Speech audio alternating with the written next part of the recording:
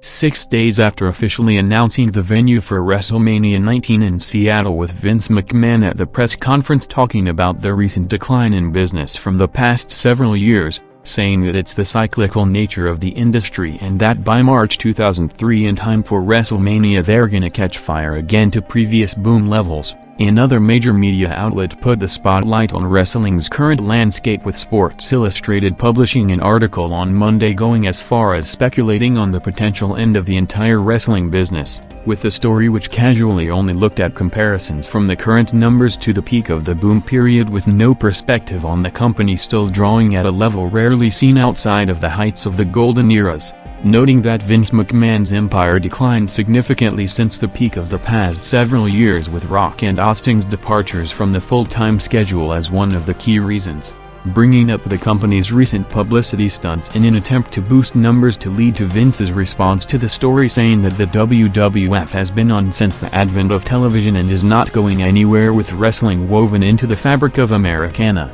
with Raw, which kicked off with Eric Bischoff taking shots at Monday Night Football in possible attempt to keep viewers on Raw, seeing Eric confronting Lita based on a legit website interview which saw her taking indirect shots at the Raw creative team, saying that SmackDown is a better show than Raw because the talent are better utilized on the TV product, followed by putting the tag match advertised since last Monday with Booker in front of an hometown crowd in Houston, teaming with Goldust against Rosie and Jamal in the first quarter, opening at a higher than usual 3.5 rating but with viewership at around the same range of 4.2 million viewers, setting up outside the promoted tag match 3 title matches for the rest of the night, with Hunter vs. Bubba for the World Championship and Jericho vs. Kane for the IC title, with a winner-take-all shot at No Mercy on the line.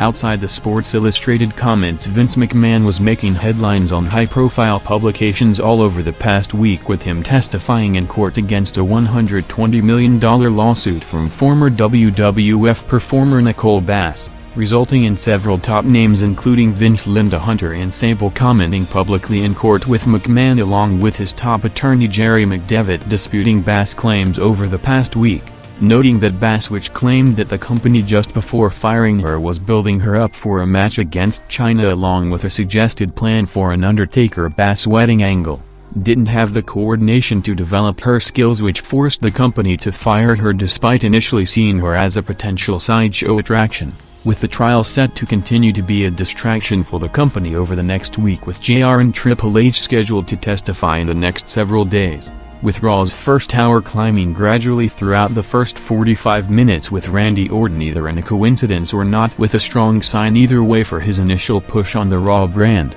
for the second straight week being involved in the highest rated quarter of the hour, with his second of back-to-back matches against Christian, seeing Raw hitting a 3.7 rating with 4.4 million viewers, in a quarter also featuring a Big Show vs. Jeff Hardy rematch to close the first hour, averaging 4.3 million viewers, a significant drop from the 4.8 million of last Monday despite the rating being the same 3.6 due to less viewers per home watching the broadcast on the night, with the first major title match of Bubba vs. Hunter set to be placed at the top of the hour, with Bubba first hyping it up in a pre-match promo, playing off the legit situation reportedly going on behind the scenes, with a worked shoot promo on the Raw locker room's backlash to Triple H's political maneuvering that escalated further in the past month, with him for the first time being built as the top player on Raw, saying that he's gonna end Hunter's run for the Raw roster, who is tired of being forced to play the game, and for viewers who are tired of Hunter being shoved down their throat,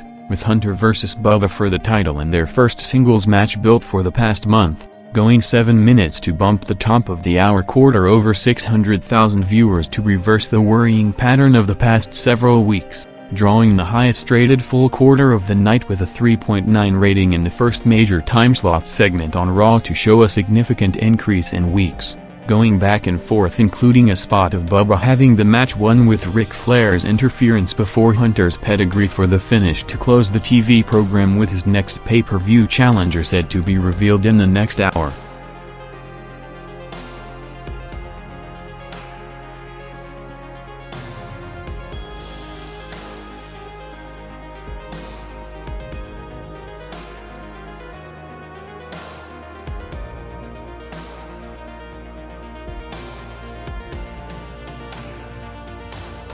Outside the Hunter vs. Bubba match, Raw kicked off the second hour with 2 title matches going back-to-back, with Trish vs. Victoria for the women's title placed to follow it minutes later, with Raw's second hour after getting the expected top-of-the-hour boost for the first time in weeks taking a hit from there to drop nearly 700,000 viewers to a show low just before the Kane vs. Jericho main event, with the show coming from Houston, Texas on the night, with rumors circulating on JR trying to organize the first meeting between Austin and McMahon since the publicized fallout in June, seeing the company perhaps in no coincidence adding more fuel to the rumors by replaying Austin's walkout burial segment from Confidential on Saturday night as a potential hint in the direction, with Raw announcing a major concept for next Monday in Las Vegas promoted as a RAW Roulette, with every match set to have a special stipulation decided randomly by a spin of the wheel, looking to potentially generate additional buzz for the show. With the first ever concept on another Monday night the company is set to face heavy competition on with, outside the usual NFL game, additional major debuting shows in CSI and Raymond combining on the night for 42 million viewers,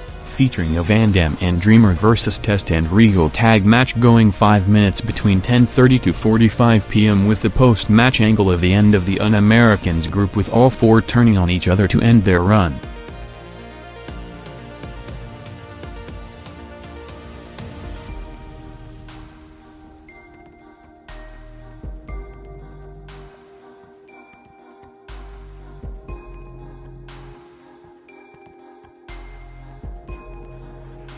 Kane and Jericho made their entrances way earlier than usual, with over 15 minutes left to the top of the hour, with the match perhaps influenced by the strong number for the 20-minute Edge vs. Eddie match last Thursday, with the overall SmackDown broadcast drawing one of the most watched shows in months with 6 million viewers, seeing Jericho vs. Kane following it up to go 20 minutes on television in one of Raw's longest matches in years. And if the past week of TV with longer than usual matches signaled on a change in direction for the company's TV product going forward, the Jericho vs. Kane main event gave anyone pushing in that direction more ammunition, with the match finally breaking Raw's main event struggles of the past month to make it the first Raw headliner to not only draw the peak viewership of the night in over a month, but also the first Raw segment to enter the 4 rating range since the day after SummerSlam on August 26. Gaining over 800,000 viewers for the duration of it to peak at a 4 rating with 4.9 million viewers, and while viewership for the overall show dropped back to near 4-year low territory with less than 4.4 million viewers, for the first time in a month the company saw the Raw broadcast bump the audience at the right time for the top promoted segments, and the only encouraging sign on the night to re-establish the show's usual formatting, with the Kane vs. Jericho match crossing 7 minutes into the overrun, seeing Kane going over to win the IC title and set up a winner-take-all match against Hunter as Raw's top match for the No Mercy pay-per-view.